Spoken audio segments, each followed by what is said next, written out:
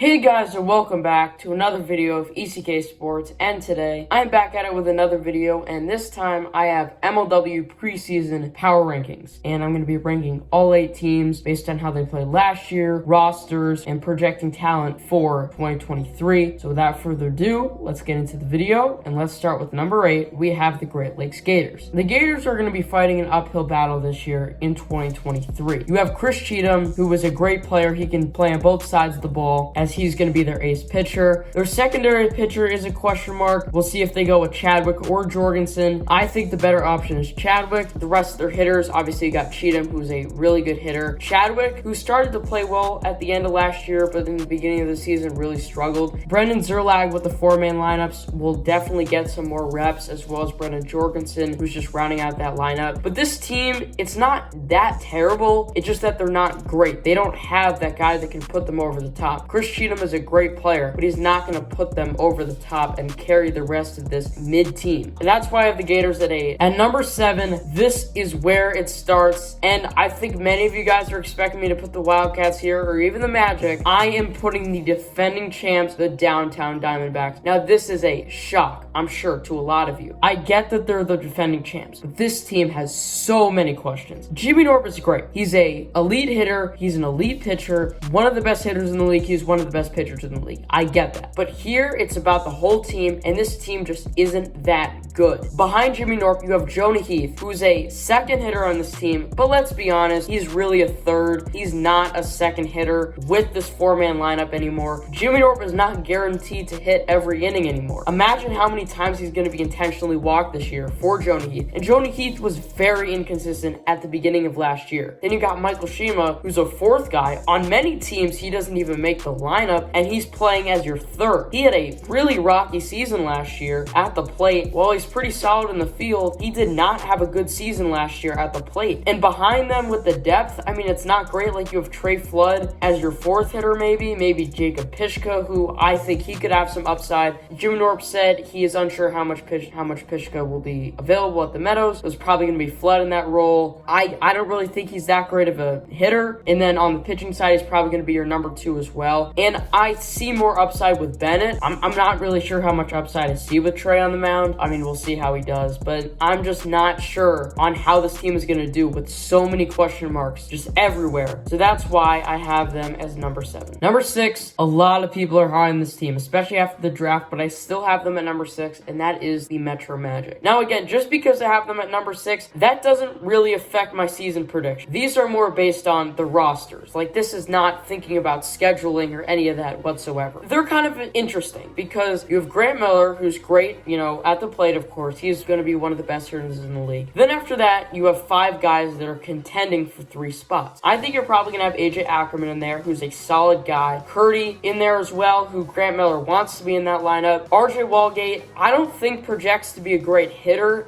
Trevor Bonham and Jack Agner coming off the worst year of their careers. I don't really think those two are going to hit great. Maybe Bonham hits a little bit better, but Agner, I don't know. The pitching is big issue because they don't have a true ace pitcher. I mean, Walgate, I think he's solid, but I think he'll take some time. Grant Miller's coming off an elbow injury, and even then, in, fast pitch leagues, he's never been an ace. Like, he's not an ace. Trevor Bonham, again, coming off the worst year of his career, both pitching and hitting, and his stuff is just really hittable. They have solid guys that could be good, but they're just kind of like the Gators. It's just better. Like, they're the Gators with more upside and better, but not much better. They're going to be at number 6. And at number 5, I have the team that you were probably expecting to be at number 7, which is the Western Wildcats. I mean, yeah, I get it. The trade wasn't great. They did get the Gators pick next year, though. I get Liam Jackson is not better than RJ Walgate. I get that. However, I don't think Liam Jackson is going to play much this year. I think Ty Smith is that number 4 guy, and I think Ty Smith is going to be really good this year. Guys that are good in Kalamazoo take a little bit of time to translate, but when they do, they really do well. Look at Barron. Barron, first year, horrible at pitching. Look what he does the second year, becomes the Cy Young. Sawyer began first half of the season at the plate, he looked lost. Comes in the second half of the season, probably one of the best contact hitters in the league. Look how it changes. Ty Smith just didn't get many opportunities last year, and you saw in the Magic series, despite playing weaker competition, he did look better. Like Dark says, he's the modern day Ryan Kelly. So I really like Ty Smith. You have Jackson Pearson, who could really break out this year. Nick Saylor, one of the best hitters in the league, and Kyle Schultz. Kyle Schultz is Kyle Schultz. If you need him off the bench, you have Liam Jackson. Now, where I'm a little bit worried is on the mound. Even though Kyle and Saylor have been really good on the mound the past few years, I think their stuff is going to be starting to be hit a little more. I think all their ERAs are going to be in the high to mid 2s, maybe even low 3s. You could see Jackson Pearson come in at certain points. I think that's what you got for the Wildcats. They're a team that is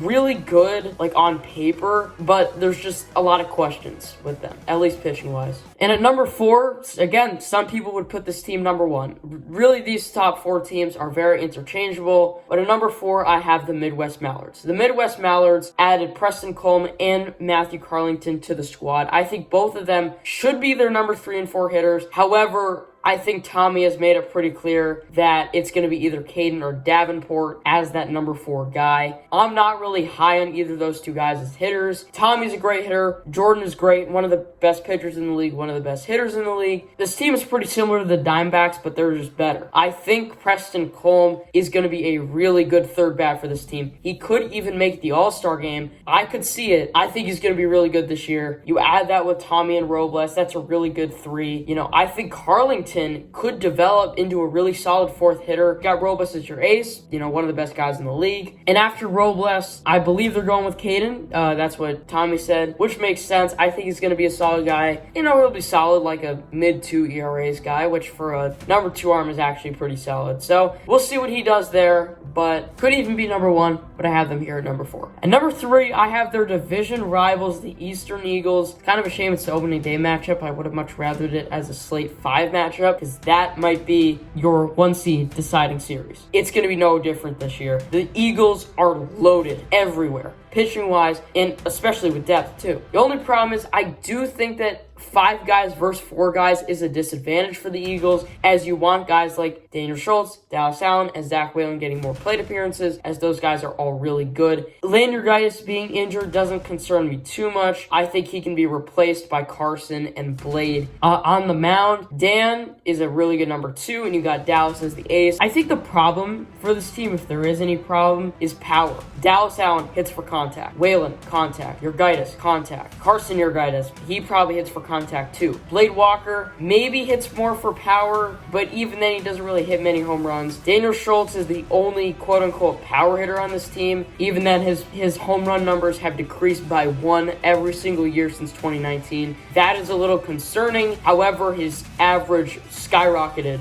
by a lot, by over 100 points. So that's good to see by Dan. He's a good hitter. You got 3 really good hitters in this lineup. You got 2 other guys who are solid to back out the lineup, and good depth with Carson. The Eagles are a pretty good team, and I have them here at number 3. And at number 2, I have the Pacific Predators. I think roster-wise, going into the playoffs, the Predators probably do have the best team, but right now I have them number 2. The one concern with this team is the number 2 pitching with Stephen McGlade. So we'll see. If he's just solid, that would be good enough, because he won't be needed come playoff time. Now, this team has 0 depth anywhere. Beyond your 4 hitters and your 2 pitchers, this team has no depth. With that being said, your 4 hitters, I have 0 concern anywhere. You have that guy you needed, Ryan Kracht. You have Alec Warder, Brendan Russell, and Jake Longman, who I think is going to make a big impact. And then obviously, your big 3, those guys are going to be hitting tanks every series, so you don't got to worry about that. And Ryan Kracht, one of the best pitchers, if not the best pitcher in the league. I drafted him on my fantasy team. Yeah, the Preds are a really good team. However, maybe they're better than number 1. I can't put them above number 1 until they actually beat number 1. And at number 1, I have the Coastal Cobras. Now, obviously, as a Preds fan, it pains me to put the Cobras at number 1, but it had to be done. The Cobras are the best team in MLW right now. Will they be the best team in MLW at the end of the season? I don't think so. But right now, I think they are the best team, and right now they have the Preds number, even though the Preds might be better roster-wise. Even when saying that, the Cobras have something the Preds don't, which is a lot of depth. I don't really have to worry about their pitching. Brendan Baranoski, reigning Cy Young, probably the best pitcher in the league, if not the best top 3. Sawyer BN, in my opinion, the best number 2 arm right now. I think he could even take over Barron as the ace, and he's going to be a very big impact at the plate. You have Drew Davis, who's a solid hitter, even though he thinks he's washed, but let's be honest, he's very good in odd number years, and 2023 is an odd number year. Sean Flynn as a third hitter, I think is solid,